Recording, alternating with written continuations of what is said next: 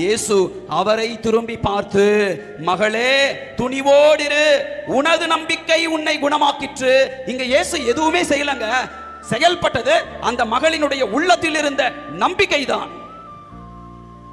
ஹல்லேலூயா. இயேசு செயல்படுவதற்கே அந்த பெண்ணினிடத்தில் இருந்த நம்பிக்கை. இன்னும் கொலோக்கியலா சொல்லணும் அப்படின்னா, இந்த பகுதிக்கு பின்புறமாக அதுக்கு அடுத்து வர பகுதியில் நமக்கு தெரியும், இயேசுவுக்கே தெரியாது.